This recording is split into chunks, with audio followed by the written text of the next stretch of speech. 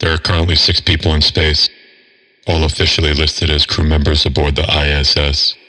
They are Christina Koch, Nick Hague, Alexei Ovechkin, Alexander Skvortsov, Andrew Morgan, and Luca Parmitano.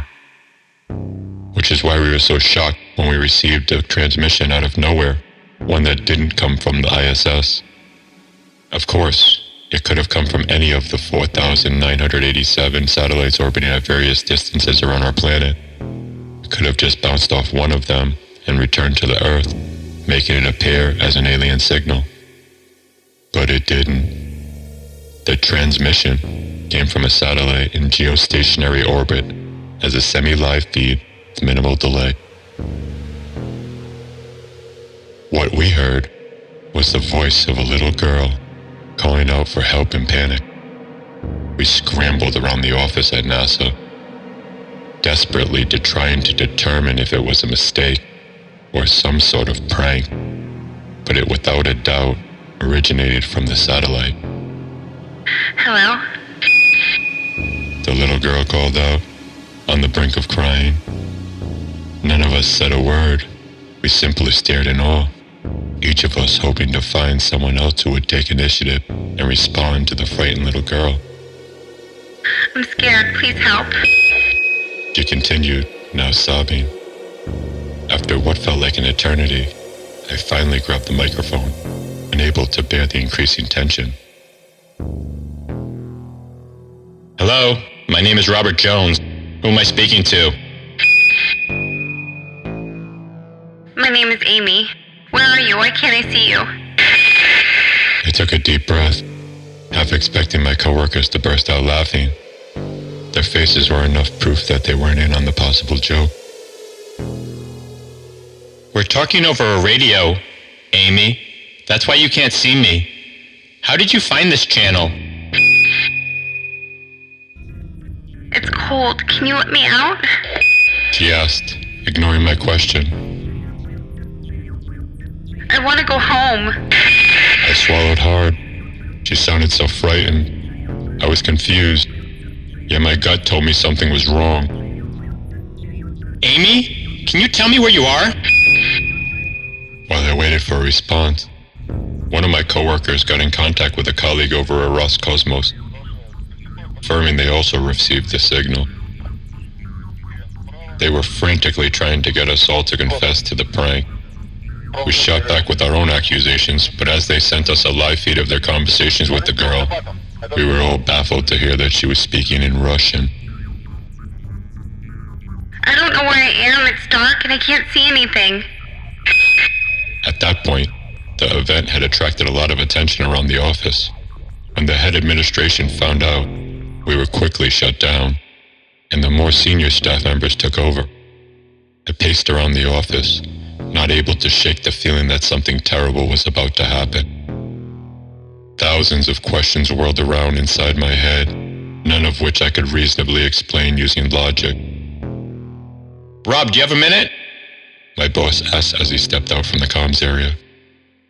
She asked to speak with you personally. We can't get a single coherent word out of her. I know it's a bit uncomfortable, but we need to figure out what the hell is going on here. I didn't even hesitate. I basically charged past my boss, barged into the room, and only slowed down as I stood in front of the microphone. I grabbed a headset and turned it on, not entirely ready to face what was on the other side. Amy? I asked. Robert, is that you? I nodded for a second, forgetting she couldn't see me. Yes, I'm here. Amy, listen. I need to know how you got to where you are right now. What happened to you? I don't know. My mommy took me to see a doctor. They put me in a machine.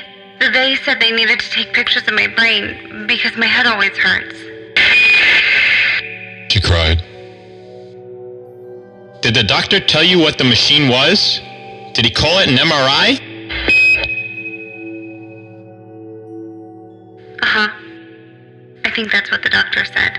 I looked around the room, my superiors as dumbfounded as myself. some in heated discussions with the higher-ups. The news was spreading through the company like wildfire, yet no one admitted to knowing what was happening. Amy, can you move around? My boss gestured for my attention. Figure out who she is. He whispered. No, I can't feel my arms or legs. She said. I lost focus for a moment as my boss scribbled down something on a piece of paper and held it up in front of me. A list of questions he wanted me to ask. I hesitated, not because of the questions, but because I didn't feel comfortable knowing the answers. How old are you, Amy? I'm 9. And what's your last name? Keeper. Amy Keeper. The others were coordinating with the Russians at Roscosmos. They were getting the same answers as us, except spoken in Russian. So I asked the only question I can think of. Amy, are you talking to anyone else right now? She didn't respond. So I asked again. Silent. Then another question popped into my mind. Why me? Amy, why did you want to speak to me? She stopped sulking for a moment. Because I don't want you to die. I looked at my colleagues. They seemed equally shocked at her statement, confirming what I'd just heard. What do you mean? She continued crying, sobbing about wanting to go home. Within a minute, without any response, we lost contact. Our colleague from Russia was furious, spouting platitudes that threatening with death, even as a prank, was going too far. Apparently, they'd gotten a similar message from Amy. After a quick search, we found a single Amy Keeper with age and recent hospital visit that matched the person we'd just spoken to. She had passed away from her brain tumor, glioblastoma, 6 months ago. Her entire treatment history originating from a private hospital, one that has ceased its operations and closed down. We managed to find the satellite and the little information about it that exists. Apparently it had been launched in the spring of this year, but while the name was listed, we found no information about who launched it. Artifacts 040919. Last night, I got a call from my coworker. He'd just received news that one of our Russian counterparts, the radio operator speaking to Amy, had been found dead in his apartment. No autopsy yet released, but suspected suicide. He'd been warned, just like myself. But the most disturbing thing isn't that she predicted my death long after her own demise.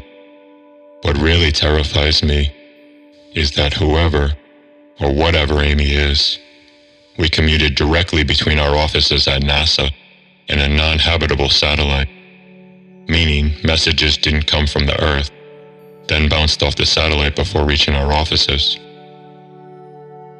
The messages came directly from the satellite.